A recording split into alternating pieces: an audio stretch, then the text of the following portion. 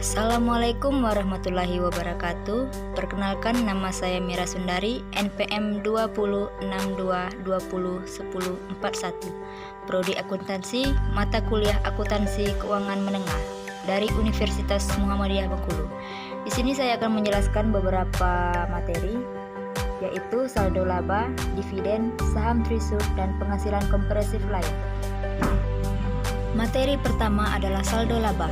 Saldo laba adalah laba yang ditahan perusahaan sehingga tidak dibagikan kepada pemegang saham. Laba yang ditahan adalah laba baik berupa tunai maupun dividen dengan tujuan tertentu yang mana bisa digunakan untuk berbagai kegiatan atau kebijakan yang mampu meningkatkan kinerja perusahaan di periode selanjutnya. Selain itu, saldo laba juga bisa diartikan sebagai laba bersih yang akan diputar kembali sehingga tidak dibagikan kepada pemegang saham. Saldo laba biasanya laba yang berasal dari berbagai kegiatan operasional atau non-operasional perusahaan di mana bisa digunakan sebagai modal perusahaan. Jumlah dana dari laba ditahan ini pada akhirnya akan menjadi ekuitas perusahaan dan digunakan sebagaimana mestinya berdasarkan kebijakan direksi dan kesepakatan pemegang saham utama. Sesuai dengan pengertiannya, saldo laba digunakan sebagai tambahan modal bagi perusahaan. Mengapa perusahaan harus menahan saldo laba dan menjadikannya modal usaha tambahan? Ada 5 alasan dasar yang mendukung aktivitas tersebut yang mana menjadi fungsi utama dari laba ditahan, yaitu pengembangan usaha, pembayaran hutang, investasi, stabilisasi perusahaan, serta mendukung kegiatan operasional perusahaan.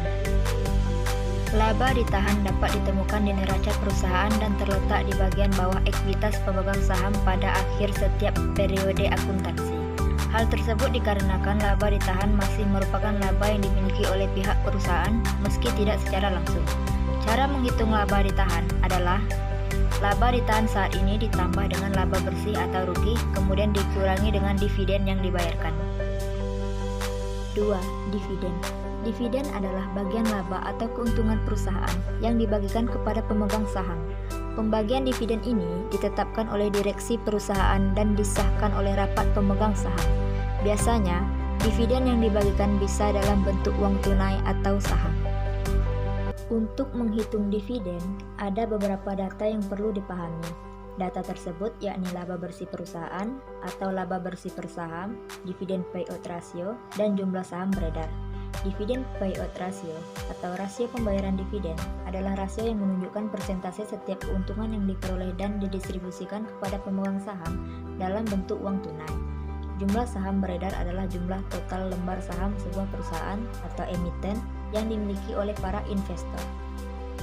Investor ini mencangkup investor institusi dan perorangan, termasuk saham yang dimiliki oleh trader jangka pendek.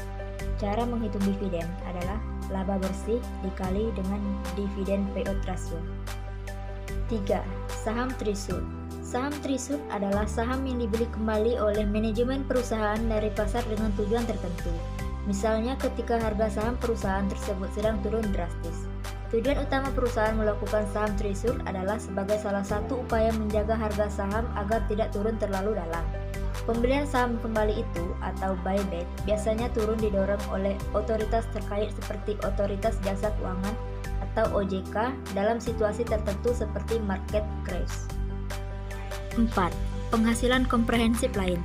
Penghasilan komprehensif lain adalah total penghasilan dikurangi total beban yang tidak ada dalam laba rugi sesuai persyaratan dalam SAK lainnya, termasuk penyesuaian reklasifikasi. Sederhananya, penghasilan komprehensif lain adalah keuntungan atau kerugian yang tidak berpengaruh pada arus kas yang disebabkan penggunaan nilai wajar pada beberapa komponen dalam laporan keuangan.